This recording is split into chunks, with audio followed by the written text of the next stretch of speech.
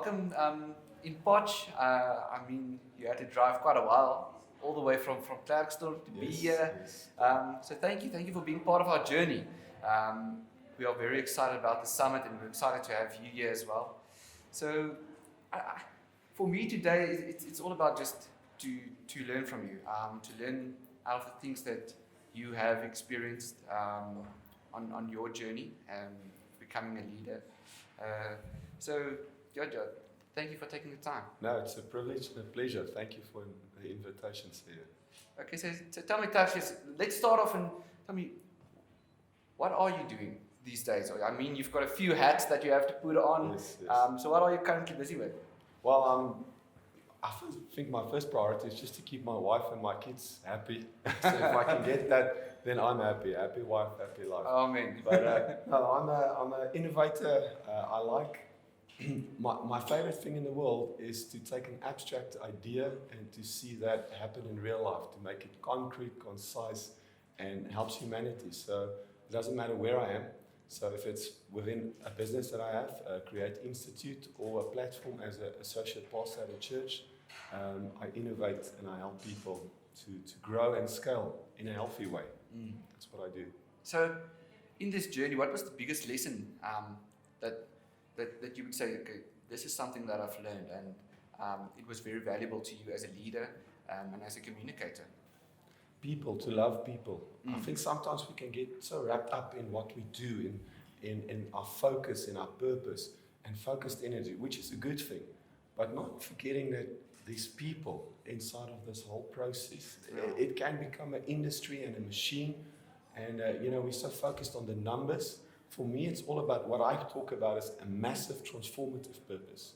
It's more about love and relationship than the numbers, the money, which sometimes people forget, and that's one of the biggest lessons I've learned in my journey as a leader.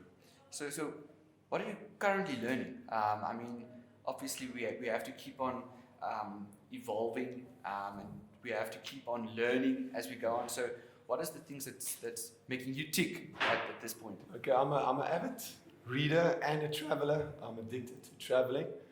So that's the two things that helps me. I like the formula stress plus rest equals growth.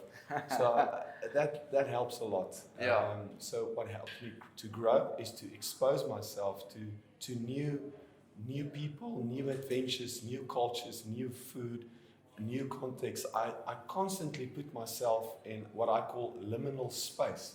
That's that space between two realities. And then to stretch my mind with new ideas and philosophies. One of my favorite books is a book called Mindset by Carol Dweck. I'm also a big fan of Daniel H. Pink, Jim Collins in leadership studies. I just finished a book called Why Nations Fail, which is an old book, but has some really cool ideas about how nations should operate. I love what you said. What was it? What rest and what? Stress plus rest equals growth. Oh, I love it. Yeah, that's awesome. Not all stress is bad. Yeah. Obviously that stress that makes you sick, that's bad. But Yeah. sometimes you need a little bit of stress just to wake you up in the morning. Yeah, and you mentioned a few books. I know you are an avid reader. I think it's like, 60 books a year? Yeah, well, I try. Okay, and out of that, what would you say is the number one book that you would suggest? Young leaders, this is the one book, if you have to put the name on it. That's a difficult, it depends on which industry and which context, but I'll probably say Mindset from Carol Dweck is my favorite book, which I already mentioned. Definitely one of my I like Peter Diamandis' Abundance. It gives it a little bit of a different spin on it. Good to Great by choice, Jim Collins. Then I like Brothers Heath, Chip and Dan Heath. They've got a lot of books that I love. But one of my favorites, it's a difficult book at first, but once you grasp all the concepts, it's a book called Think, Fast and Slow, written by Daniel Kahneman. And one of the guys that helped him, Amos Tversky, they developed this to look at a different way in terms of the brain, System 1, System 2, which is about consciousness and subconsciousness, which points out a lot of biases. we are born with probably 180 plus biases. And that, without knowing, with consciously knowing it, we are guided by these biases, and we should be aware of it so that it can work for us and see where it works against us. So, yeah, Think Fast and Slow by Daniel Kahneman. I think you mentioned Chip and Dan Heath. Yes. I've read their book, The Power of Moments. Yes, brilliant book. Awesome book. Life's all about moments. This is a moment. Exactly. And it was so interesting how it's something so small, and it's the one thing that you forget is the moment that you meet somebody, the moment they come to a summit, the moment that they start working somewhere, and that's what's going to make them actually productive or just lazy at the end of the day. Because if they enter a workspace and there's nobody to greet them or anything like that, I mean, then it's gonna overflow into their work. And just by focusing on something small, like creating a moment. Okay, can I tell you a story? I told you this story about how that book helped me realize not to miss moments. And I had this moment with my son, where, my son is about 6 years old now. When he was 4, he just wanted to play NFL, because I'm a big NFL National Football League, American football fan, Green Bay Packers, and I wanted him to play for the Green Bay Packers. And like, yes, Papa's a pension plan. One day he went with us to my daughter's ballet recital, and he was sitting watching the ballet, intently, he's like focused. And when we got home, he says, "Dad, we need to talk." And I was like, "What? You're 4 years old. Why do you want to talk? You should just like wrestle. Like, what do you want to talk?" And he's like, "Dad, I don't want to be a quarterback anymore. I want to be a tree in my daughter's recital." So I was like, and I realized that because of that book, this is a moment. So I knelt down, on my knees, I looked him in the eye, and I said, "I will help you to be the best tree you could ever be. You want to be a fruity, what type of tree do you want to be?" And that moment, a lot of things changed in our relationship, because I could have just went like, "You're crazy." Yes. But that was a moment, and life is all about moments. Yeah, that's so true. So, what would you say, CJ? This is something that I've learned. I've done this, and out of this, I've took some valuable lessons. What would that be? If you can tell a young Tertius, 10 years, 20 years ago. I mean, you're only 30, so 20 years ago you would have been 10. But if you can go, I'm actually 42. But if you can go, okay, let's go 20 years back. Yes. What would you tell a young Tertius? This is something that you have to do to grow as a leader. Well, the first thing is, I think the book is called The Power of Habit, Charles Duhigg, one of my also all-time favorite books. I'll definitely look at my habits. So Tertius, my young Tertius, habits. Because a lot of those habits drive you. Then I'll cultivate a culture, a habit of living on my values. What do I value? Not trying to impress people. What do I value as a person? That massive transformative purpose. Mm-hmm. It's like create values and habits that focuses on the bigger purpose. So definitely, I'll tell my younger self to cultivate different other values and habits.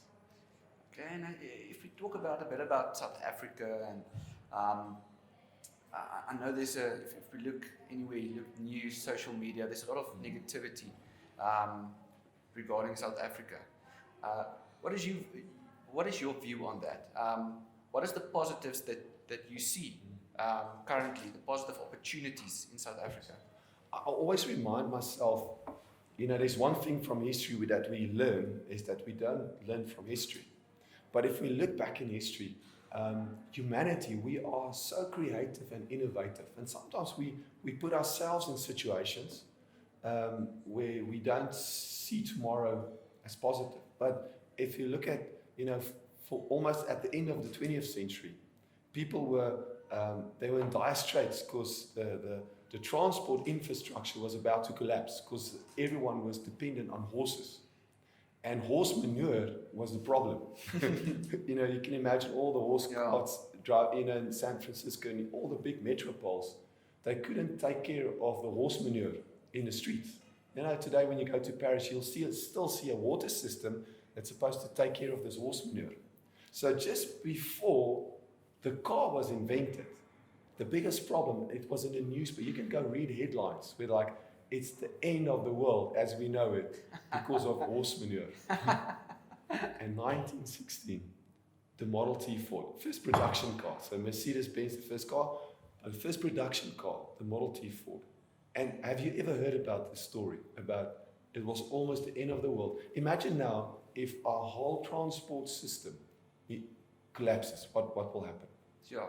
It's chaos. Exactly. That's where they were at, mindset-wise.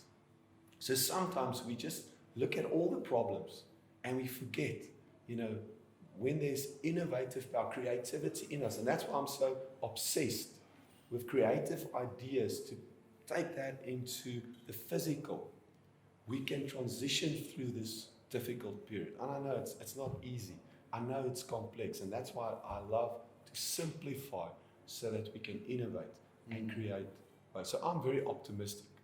Yes, I'm not a romantic idealist necessarily. I'm also aware of the reality. But through history, I've seen that we have been at this place before. And as humans, we've transitioned through it. And that's the principles that I want to focus on and help people to implement in their businesses, as individuals, organizations, and companies.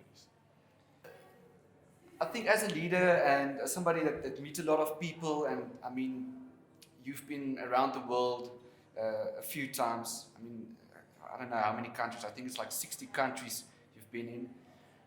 Who would you say, CJ, this is the one person you have to meet? This is the one person I can hook you up with that changed my world, and I'm sure this person can change your world as well. Who is that one person and why? Well, this is not a famous guy, but I've got this friend that lives, he's a professor in anthropology in Hawaii on the island of Oahu. And I spent some time with this guy. He's actually a surfer, so I cannot surf, but I've tried. But spending time with this is, I don't know where he gets the energy, but every time I'm in his presence, when I leave, I feel like, yes, let's do this. It's contagious. Energy. And from him, I've learned, and if you can spend time with Adam, his name is Adam, his energy is it's contagious. And I believe, I'm a big fan of enthusiasm. You can see in people's eyes and the attitude, they're enthusiastic about something. And that makes a big difference. I know one of the local academics and legends here in town in Potchefstroom, Prof. Fika. Spending time with him changed something in my heart. So that's two of the people that I've spent time with. That it's not necessarily what they said; it's who they are, and being in the presence of who they are, they change something from here. Yeah. So yeah. I must say, something that I've learned from you was the study that you did. I think it was your master's that you were doing about global leadership. And you went through Africa, and one of the things that you said was leadership is passed over when in Africa people walk through the water. And what resonated with me was that you have to walk with people. You have to walk a mile with someone. And as you walk, there's going to be this almost like a data dump. Yes, this transfer. Yes. And from that day, there's something that I can relate with. You have to walk with people, and you have to sit around the table with somebody, and you have to take time to really get this knowledge out of people. So I want to say thank you for that. Thank you for your time. Thank you for coming through to Potch, and thank you for imparting knowledge. We are very excited to have you on the FFG Summit. We're excited to hear what you have to say. So thank you very much. It's a privilege. Thank you. I'm looking forward to the summit. Thank you. See you. Awesome.